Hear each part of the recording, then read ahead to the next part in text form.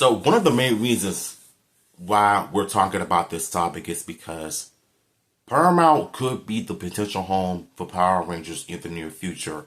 And one of the main reasons why we're all excited about the future of the franchise because it's pretty much being confirmed by because it's pretty much being spread around by multiple sources, Mega Power Brazil, Jinsaku, like among others.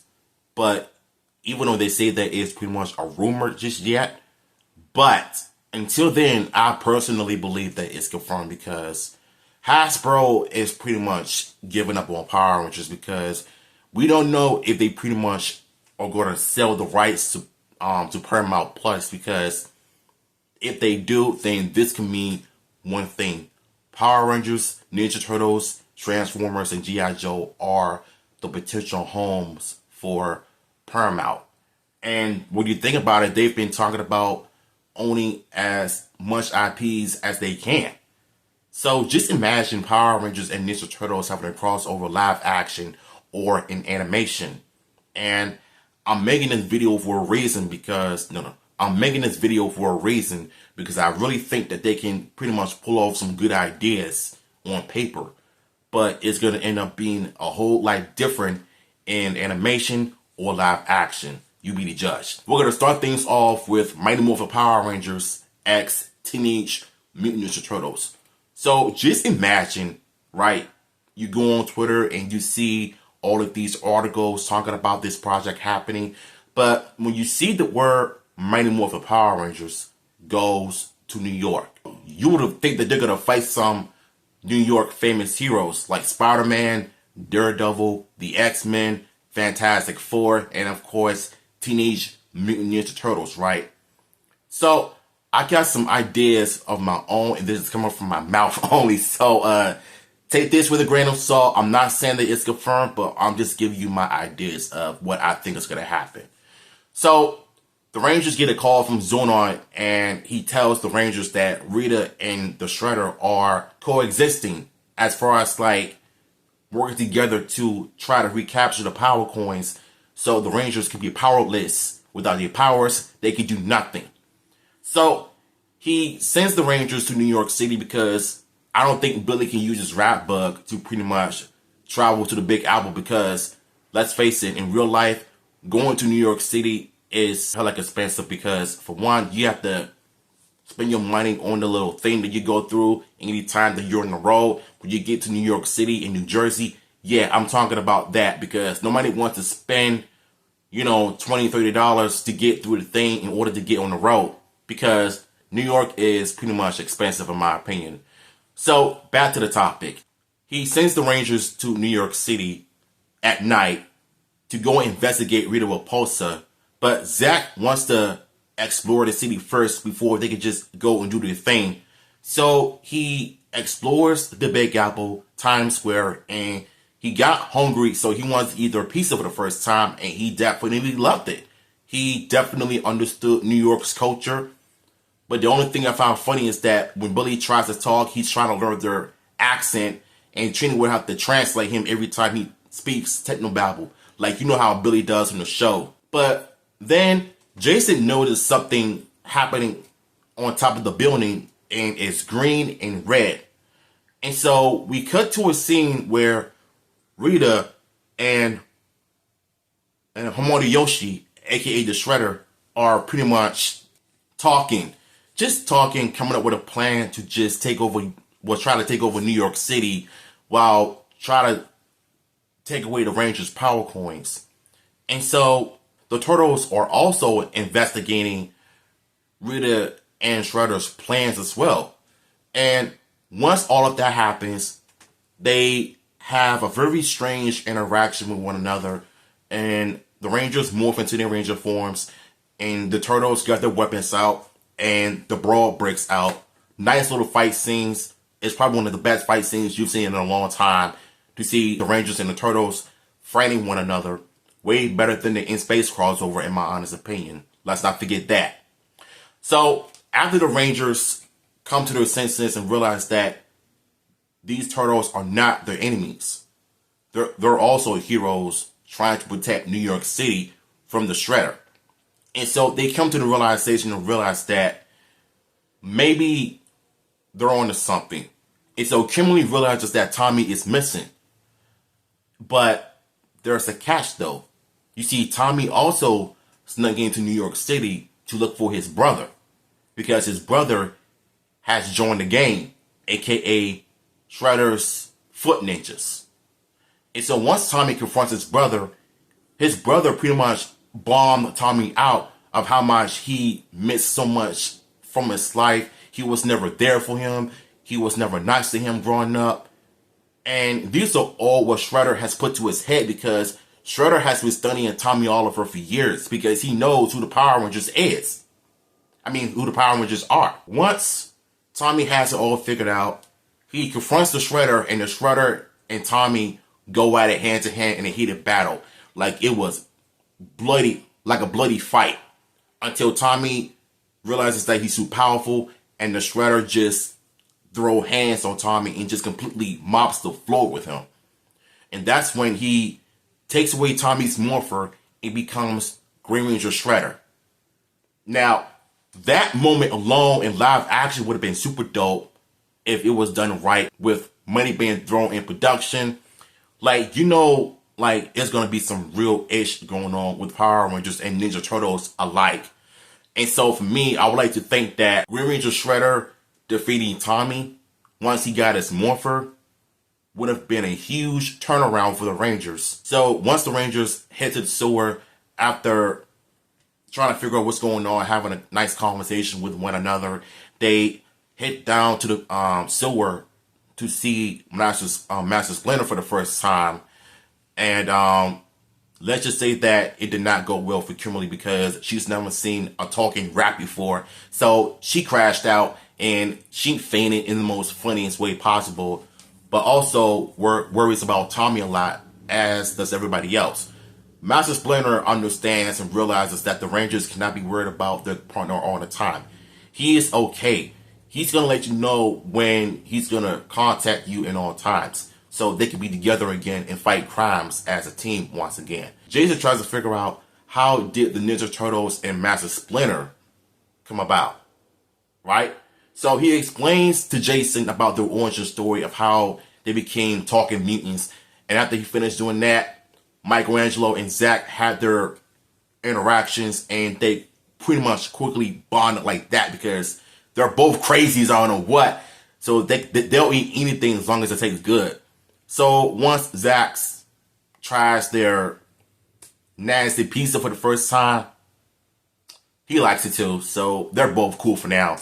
Billy and Donatello are also getting along as well. And yeah, Donatello and Billy are pretty much match nerds. They're smart. They're powerful. They can pretty much figure out any type of way to like come up with solutions of creating weapons and such. Jason and Leonardo pretty much have the one thing in common. They want to defeat their enemies once and for all. Because once they find Tommy and everyone else that went missing on their mission, that's when everybody will come together as a team. So even though these are just some of my ideas on what I think would happen in Power Rangers and TMNT were to cross together with Paramount live action, I think it's going to work completely.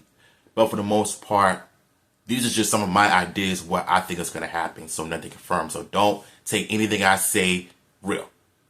So after that, the Rangers and the Turtles confront Rita and Shredder about Tommy's whereabouts, and Casey and April O'Neil joining together to fight, you know, the Foot Ninjas and the Putty Patrollers. And the Rangers, Leonardo and Jason, they fight Green Ranger Shredder and Rita Repulsa to try to save Tommy from being trapped. Tommy tries to explain to Kimberly that the reason why he came to New York was to find his brother, because he was joining the Foot Clan. So he tries to snap his brother back to reality, but Kimberly finally understood why he did what he did. So she was going to help him do that right now. And so once Tommy and Kimberly go and search for his brother his brother also has been beat up by the foot ninjas and putties because he pretty much just portrayed him as such. So once Kimberly sends his brother to the hospital for, injuries, Tommy ends up coming out to the roof and he fly kicks the shredder and he gets his power morpher back and he morphs into the Green Ranger. Now, the 6 Rangers and the Ninja Turtles, along with Casey and April, are all in one, working together to try to fight and destroy Rita and the Shredder once and for all. And they did just that. They didn't really need no Megazord or anything, except Bebop and Rocksteady ended up bringing out the Technodrome. And so the Rangers summoning their Zords and Tommy summoning his Dragon Zord, but they didn't combine to the Megazord. So the Zords pretty much try to fight back against the Technodrome, but the Technodrome all of a sudden could transform into a robot himself. And so the Rangers ended up forming a Megazord, and this big brawl happening in New York City. And everybody from New York is watching, recording their phones, and going live on social media because they witness of what is happening, to see the Rangers and the Turtles working together to put an end to this madness. So after the fight was over, Rita gets pissed. The Rangers beat the brakes out of her, and Tommy ends up destroying the Shredder with all of his famous kicks and punches. And just like that, the Rangers just completely, they're completely giving Rita and the Shredder the wet work, for that matter, right? So at the end, Zonon and Master Splinter met for the first time, and both mentors have the same thing in common. They want their heroes to be healthy, to be on the same page. Every time when there's evil in the world, they can always be there to protect everybody from the evilness in all times.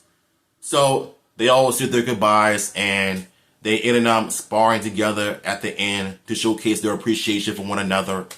And that's just some of my ideas though. But imagine Paramount Plus, or Paramount for that matter, actually making it happen now that Power Rangers is going to be the potential home for Paramount in the future. Like, just think about that. Next you have Power Rangers versus Transformers. So let's just say that Rita and Megatron are in Cybertron working together to try to come up with a plan to turn Cybertron into a war games. So Optimus Prime and the rest of the Autobots show up in Cybertron, trying to stop Megatron and this wicked witch Rita Repulsa from causing havoc.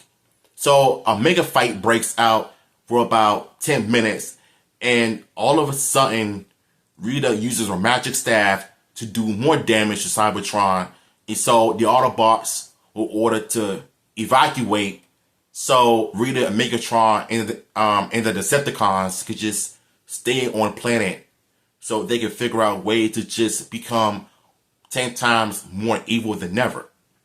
So the Rangers are in Angel Grove, minding their own business, hanging out, doing homework, etc.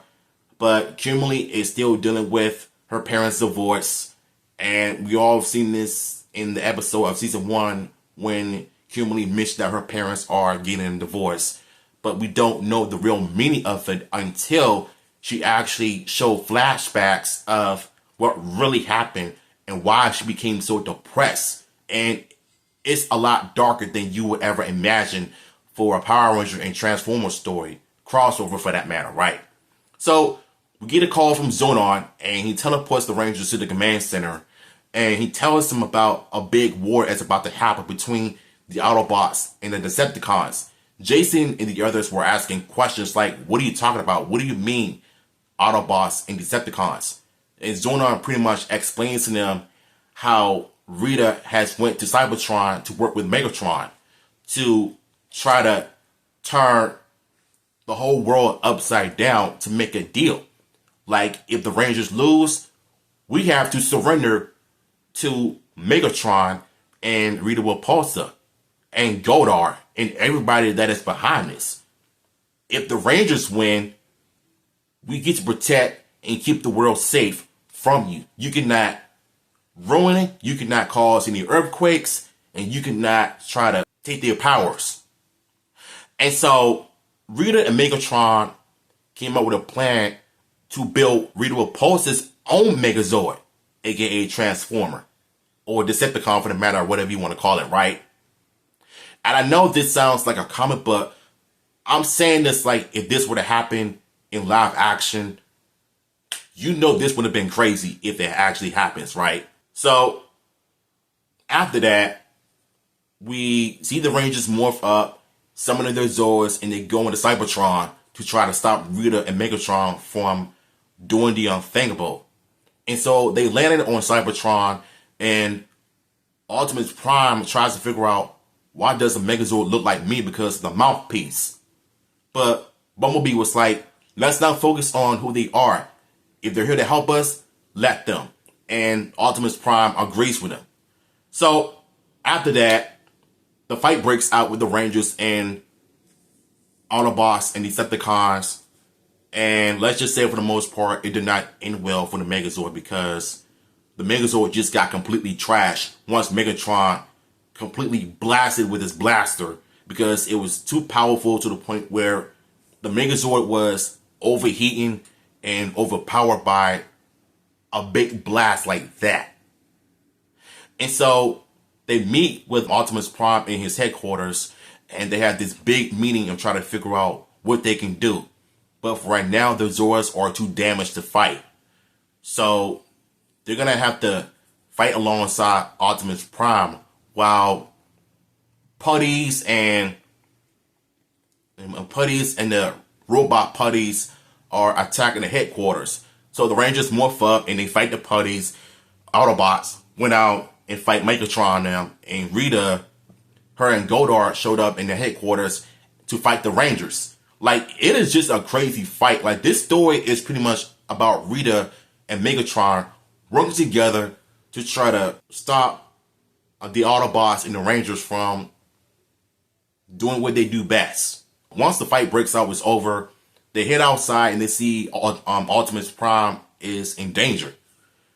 And so once Bumblebee figures out how to have the Zords be reprogrammed, they got healed, they summon the Zords, and the Megazord is already combined. And so it's the Megazord, the Autobots, and Optimus Prime working together to fight Rita and Megatron. And it was just a brawl from the start. Like, there is so much action going on that you really don't need to tell a story. Just, you know, Rita and Megatron try to work together to stop the Rangers from being heroes, so the whole world can hate them, to make them think that the Rangers are joining the evil, or better yet, turn heel. So after that, the fight was over. Rita and Megatron lost. The Rangers and the Autobots all celebrated. They all went back to their timeline. The Rangers went back to California to celebrate and talk about this crazy event. And the Autobots will remember the Power Rangers for basically coming to Cybertron and help them. And I forgot to mention, Zonon and Optimus Prime also met for the first time.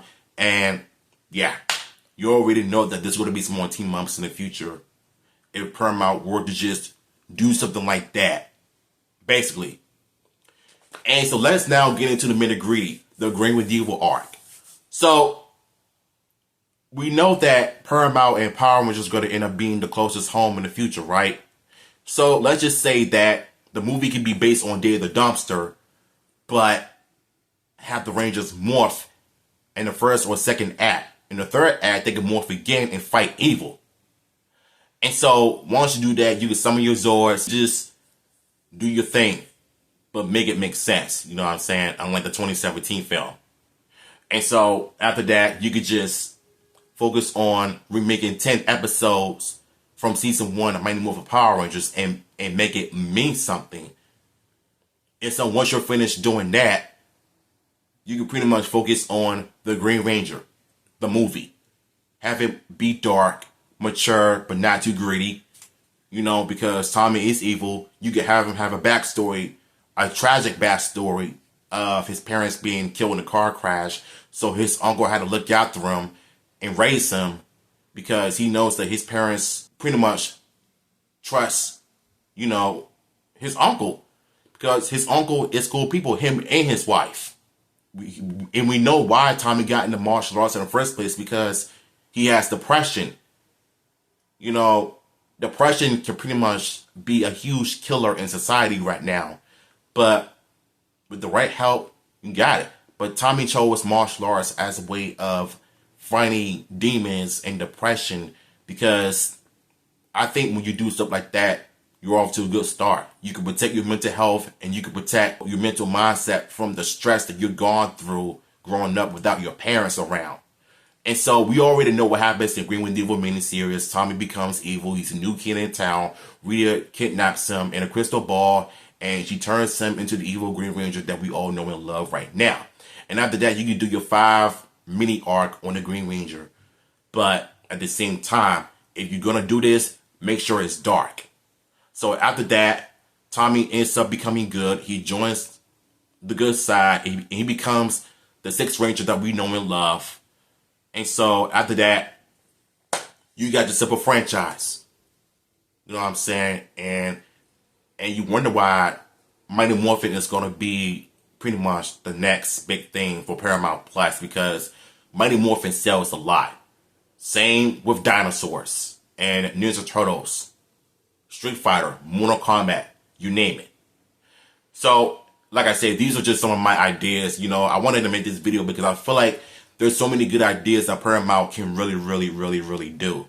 Because they have the money, they have the resources, and if they really want to go cheap, they can pretty much use the Superman and Lois route, but throw some money in it while being cheap at the same time as far as like the suits goes. You know what I'm saying? Have a guy in a Megazord costume, but the CGI has to be on point. Not only that, but Lionsgate pretty much call it Lionsgate Canada. So just imagine Power Rangers being filmed in Canada now. That could be their new home for Power Rangers content. Think about that. So what are your thoughts on my ideas? Let me know in the comments down below.